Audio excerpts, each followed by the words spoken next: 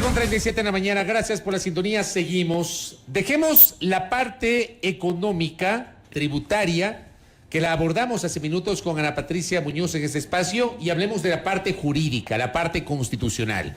Yo les decía, hay toda una discusión que seguramente marcará el análisis de el Consejo de Administración Legislativa CAL, que tiene previsto reunirse mañana para decidir la calificación de este proyecto de ley de urgencia en materia económica con base en un informe previo que está elaborando a esta hora la Unidad de Técnica Legislativa.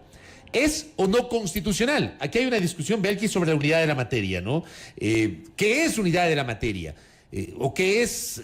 ¿Qué tiene que ver con los temas? ¿Qué se está entendiendo por aquello? Claro. ¿Qué es una materia? Materia económica, y dentro de la materia económica se incorpora la laboral, la tributaria, mercado de valores, inversiones. ¿O cada una de estas es una materia puntual? Acudamos a un especialista. El doctor Ismael Quintana nos atiende telemáticamente. Doctor, ¿cómo le va? Bienvenido, buenos días. Hola Fabricio, buenos días, un abrazo para usted, un saludo para Belkis y también para los amigos de Sonorama. Gracias a usted por la gentileza. Ismael Quintana es especialista en materia constitucional.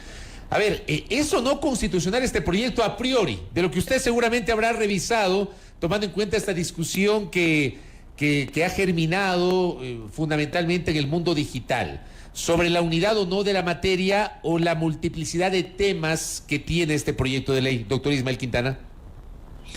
A ver, digamos que el proyecto podría tener desde el punto de vista constitucional dos análisis, ¿no? Un análisis de la constitucionalidad formal, es decir, del cumplimiento de los requisitos para su trámite, y ya luego un análisis de fondo sobre posibles inconstitucionalidades materiales. Digamos que hoy el debate se centra, creo yo, primero en lo formal. ¿Por qué razón? Porque claro, hay un primer momento en el que el CAL debería decidir si califica o no califica a trámite este proyecto de ley, y a partir de las reformas a la ley de la función legislativa del año anterior, claro, en el artículo 65 se le entrega, yo le diría inconstitucionalmente, una atribución bastante grande al CAL, que es esta de poder rechazar los proyectos de ley, entre otros, argumentando la inconstitucionalidad del proyecto. O sea, se le entrega ahí una especie de control de constitucionalidad preventivo que ni siquiera tiene la Corte Constitucional. Eso es grave, y en su momento habrá que ver si se corrige esa torpeza que se incluyó en la ley orgánica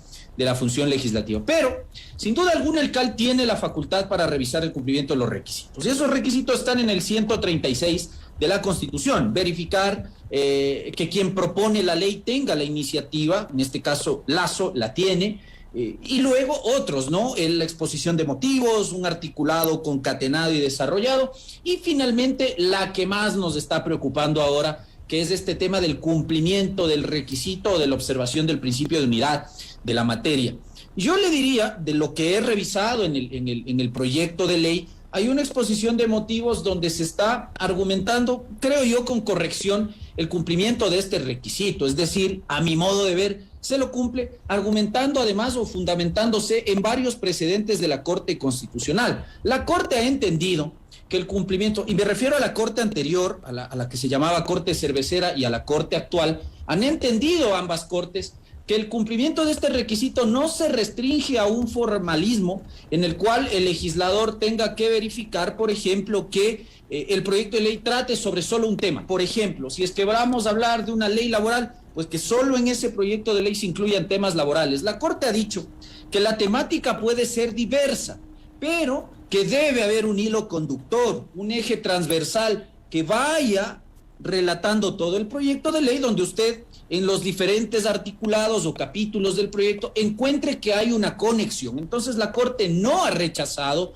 la posibilidad de que se tramiten en la Asamblea Nacional estas, lo que nosotros decíamos, las leyes trole antiguamente, que aparentemente el 136 de la Constitución evitaba o buscaba evitar, pero que por precedentes, insisto, de la anterior y la actual Corte Constitucional se podrían dar. De tal manera que constitucionalmente, jurisprudencialmente hablando, no está prohibido entonces que se presente un proyecto de ley como el de ahora, que reforma un sinnúmero, más de 30 cuerpos normativos, y que topa diversas temáticas, pero siempre y cuando de la revisión exhaustiva, en este caso el Consejo de Administración Legislativa, encuentre que el eje transversal es, en todo caso, la política económica. y que lo laboral, lo tributario, lo aduanero, el tema del régimen de inversiones, lo hidrocarburífero, lo minero, que también se está topando acá, todo atraviesa o se ve atravesado por un tronco común en el proyecto de ley, que es la política económica, que además debería estar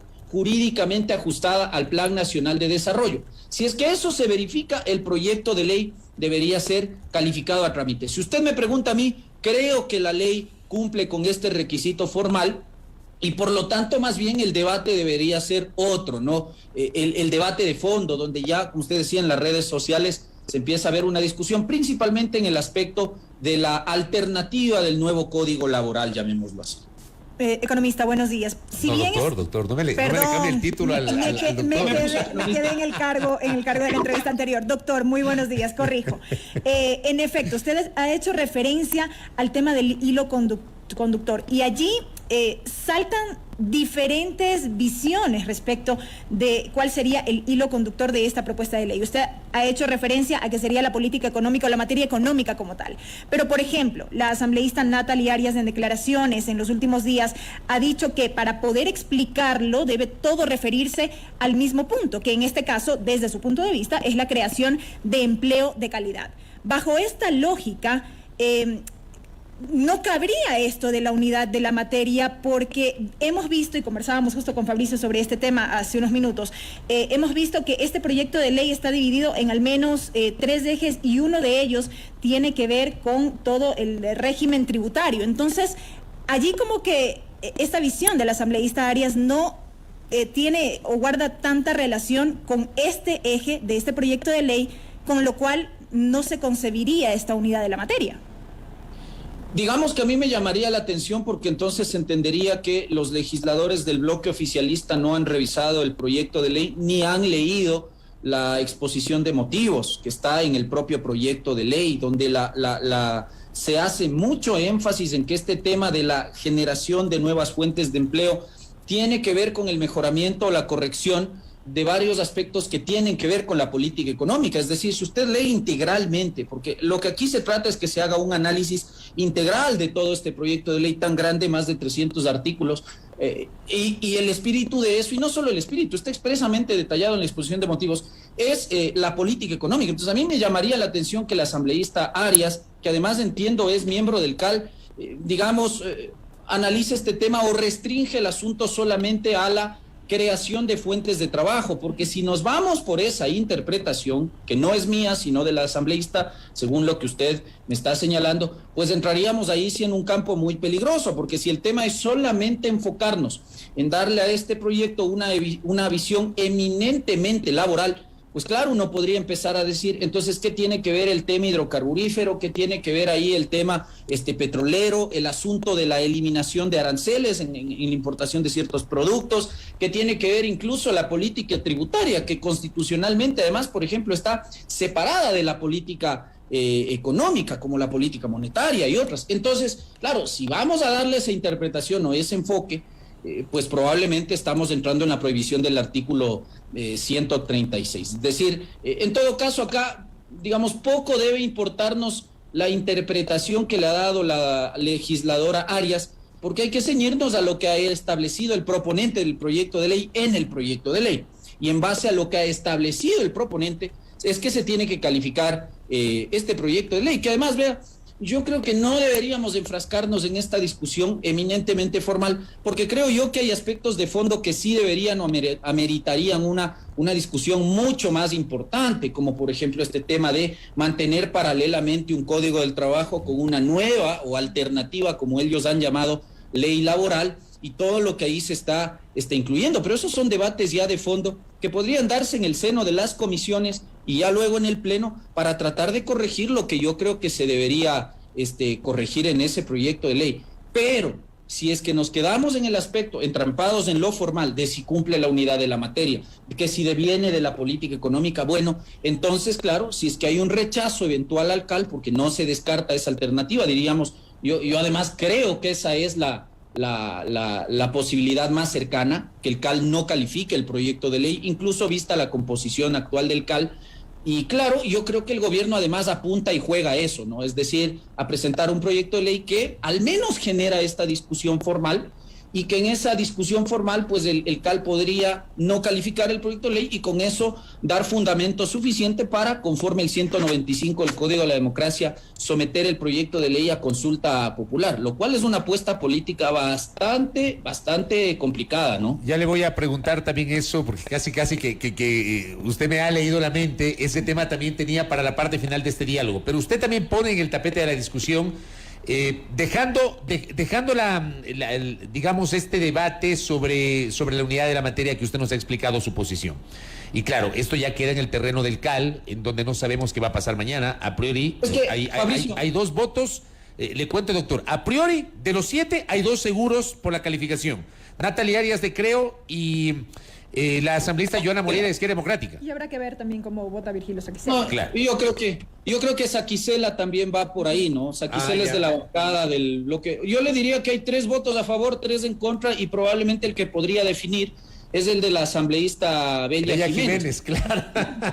No sé para dónde va a ir, porque como ha estado igual tan señalada por todos los bloques, pues no sabemos hacia dónde va a ir ese voto. Pero acá no se trata, finalmente, Fabricio, Belkis y amigos, de qué es lo que nosotros entendemos por unidad de la materia, o qué es lo que entienden los legisladores, o qué es lo que entiende incluso el propio presidente de la República. Acá lo que se trata es de aplicar lo que establece la jurisprudencia de la Corte Constitucional, y la jurisprudencia de la Corte no prohíbe tratar proyectos de ley que topen diversas aristas jurídicas, ¿ya? Que topen diversas temáticas, siempre y cuando se encuentre este hilo conductor, esta conexión razonable, que es lo que ha hecho el Corte. Entonces acá se trata de calificar este proyecto de ley bajo parámetros jurisprudenciales, que además es a lo que está obligada la Asamblea Nacional conforme el artículo 84 de la Constitución. Mire, a mí no me puede gustar el presidente de la Corte, de hecho yo no estoy de acuerdo con esa interpretación que le ha dado la Corte al tema de la unidad de la materia, pero mientras el precedente no se cambie, pues nosotros lo único que tenemos es que aplicarlo y respetarlo, y esperaría que eso ocurra en el CAL, más allá de las divergencias políticas que, insisto, puede haber sobre el fondo del proyecto de ley, pero que debe ser o debería ser calificado a trámite, al menos creo yo que debería ocurrir eso a la luz de la jurisprudencia constitucional. Correcto. Dejando ese lado, le decía hace minutos, usted ha planteado este tema que también está siendo muy discutido. ¿Pueden coexistir 2 normativas legales para el ámbito laboral del sector privado? Por un lado, el Código del Trabajo, que ha dicho el gobierno no se va a tocar, y por otro lado, esta denominada Ley de Creación de Oportunidades, que establece un régimen totalmente distinto. Incluso algunos consideran que algunos aspectos podría haber hasta regresión de derechos si comparamos con lo que establece el Código del Trabajo. ¿Pueden coexistir 2 normativas que regulen el ámbito laboral en el sector privado, doctor Ismael Quintana? A ver, constitucionalmente no hay ninguna prohibición, es decir, no hay una especie de reserva única de norma para que un derecho fundamental o derechos fundamentales, como son en este caso los que derivan del ejercicio del derecho al trabajo, puedan estar regulados bajo un mismo régimen normativo. De hecho, en Ecuador, los aspectos laborales tienen tal dispersión normativa que no todos están en el Código del Trabajo de 1938.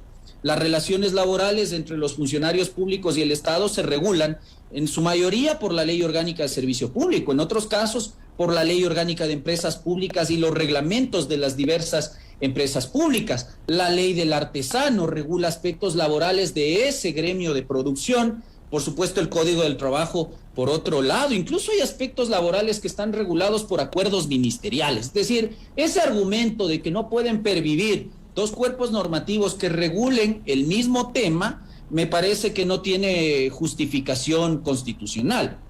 Otra cosa es que usted entre a debatir si en estos paralelos 2 cuerpos normativos se produce un trato discriminatorio, un trato desigual, si es que lo que usted está hablando, por ejemplo, a través de estos temas, por ejemplo, los polémicos artículos 70, 74, 75 del proyecto de ley que hablan sobre la indemnización al trabajador en caso de despido intempestivo. Bueno, si es que ahí se produce, al empleador, perdón, por despido intempestivo, si es que ahí se produce una suerte de violación al principio de intangibilidad en materia laboral, un principio consagrado en el artículo 326 de la Constitución, si es que estamos siendo regresivos en materia de derechos fundamentales o no. Pero como usted ve, esa es una discusión que tiene que darse en el seno de la Asamblea Nacional, en las comisiones a las que vaya el proyecto de ley, o ya luego en el pleno de la Asamblea Nacional. Pero la discusión es del fondo, es decir, analizar si es que hay ahí alguna posibilidad de que ese proyecto de ley, aprobado tal cual, pueda generar vicios de inconstitucionalidad. Esa labor la tiene que hacer el legislador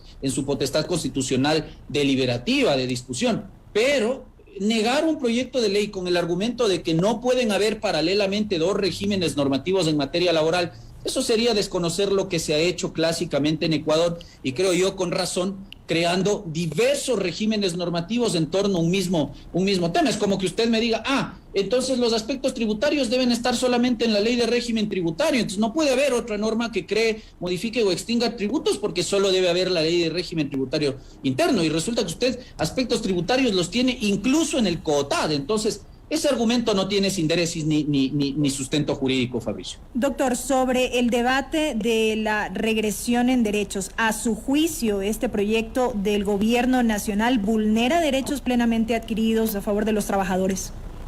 A ver, a mí lo que me preocupa es que no queda claramente definido un régimen transitorio o unas normas transitorias en las cuales se establezca claramente consecuencias en el evento que se pretenda fraudulentamente trasladar de régimen laboral, de un régimen como el que está ahora en el Código del 38, al nuevo régimen laboral para efectos de causar ahí sí perjuicio al ejercicio de los derechos de los trabajadores. Si es que eso se cumple, es decir, que quienes hoy están prestando sus servicios bajo el régimen del Código del Trabajo mantienen ese beneficio y no van a ser luego irregular y arbitrariamente trasladados al régimen laboral que se propone a este régimen alternativo, creo yo que no se podría producir ninguno de estos vicios. Pero sí me preocupa, como le decía Belkis, que probablemente a través de la aplicación paralela de estos códigos usted tenga tratamiento desigual entre trabajadores. Pero sin duda alguna, y esto más allá de lo jurídico, creo yo que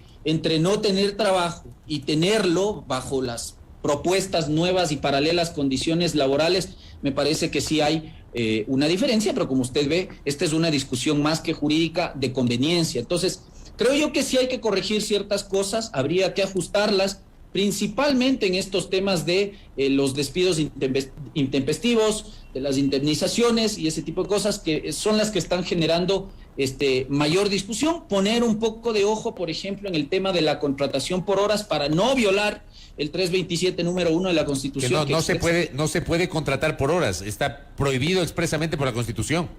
Efectivamente, entonces cuidar un poco, tal vez redactarlo de mejor manera este tema de el trabajo de 12 horas laborales sin sobrepasar las 40, es decir, para efectos de no dar pie a una discusión que podría tener en la Asamblea Nacional respecto al tema de la prohibición constitucional de contratación por horas. Pero creo yo que son temas que, si es que los bloques legislativos se ponen al hombro el proyecto de ley y lo discuten en serio, se podrían aclarar en muchos casos y se podrían corregir, porque, ojo, sí, probablemente hay que ver hacia dónde está yendo también la oposición al gobierno en la Asamblea Nacional, porque bueno, digamos que se califique el proyecto de ley, esto pasa a discusión y en el Pleno se hacen un montón de cambios y se termina aprobando un cuerpo normativo totalmente distinto al que el presidente de la República propuso y quería.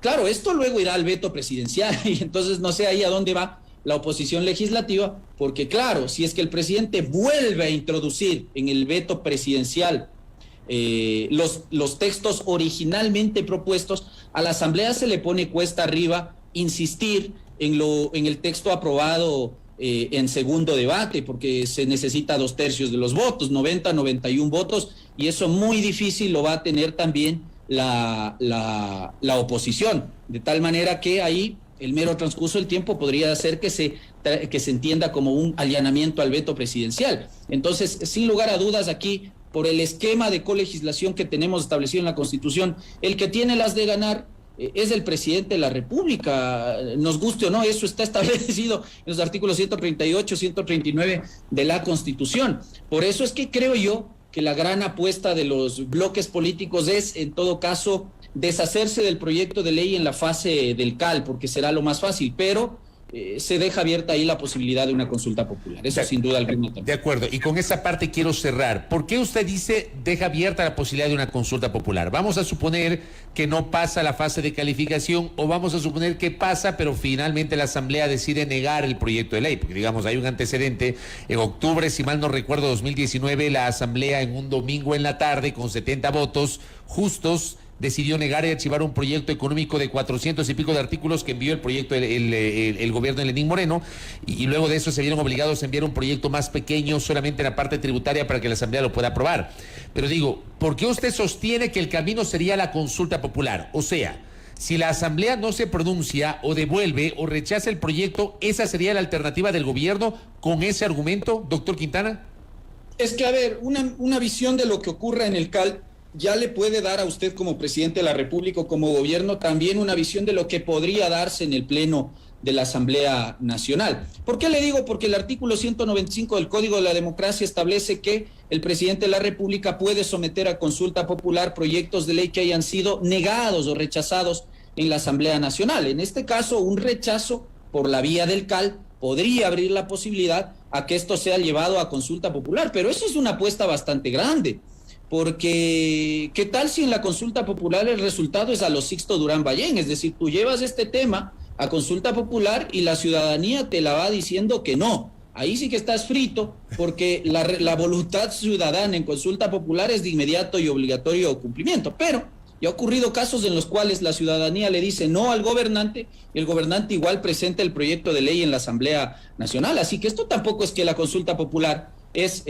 soplar y hacer botellas, habrá que ir midiendo los momentos políticos, pero sin duda alguna, si es que en un eventual rechazo del CAL, Lasso no presenta esto a consulta popular y deja pasar más tiempo intentando hacer algo que a mi modo de ver es muy complicado en la legislatura, eso también puede ir mermando sus posibilidades de triunfo en una consulta popular. Y ante una eventual calificación a trámite por parte del CAL, doctor, brevemente, y con esto ya quisiéramos cerrar, la discusión también se abre en el sentido de qué comisión debería tramitar esta iniciativa, precisamente por los diferentes aspectos que aborda. Unos dicen la Comisión de los Derechos de los Trabajadores, la lógica, como bien decía Fabricio en el comentario, dicta que debería ser la Comisión de Régimen Económico y Tributario de la Asamblea Nacional. Allí, ¿qué debería ocurrir? Bueno, será decisión del CAL, pero yo comparto con Fabricio, creo que debería el proyecto ir a manos de la Comisión de Desarrollo Económico. De régimen económico, más allá de la composición como tal. Si es que el hilo conductor se entiende que es el aspecto de la política económica, el proyecto debe ir a esa comisión. Si es que creemos que es de los trabajadores o del trabajo, debería ir a la comisión del régimen laboral, de los derechos de los trabajadores, pero creo yo que eso sería un error, ¿no? Tendría que ir más bien a la comisión económica, a la de régimen económico. Correcto. Doctor Quintana, gracias por el tiempo y por la gentileza. Que tenga un buen día. Un abrazo, buenos días. Muy amable. A Ismael Quintana, constitucionalista, conversando aquí a primera hora sobre su visión desde el punto de vista jurídico. Como decía, tuvimos a Ana Patricia Muñoz del Grupo Faro, ahora Ismael Quintana, hablando del tema constitucional. Mañana estará con nosotros Pavel Muñoz de la Comisión de Régimen Económico para ver un poquito su posición en torno a la composición de este proyecto de ley de urgencia en materia económica. Atención, ya mismo, Adrián Castro, director de la Agencia Nacional de Tránsito, aquí en A Primera Hora, por la señal de Sonorama, la gran señal nacional, 8 en punto de la mañana.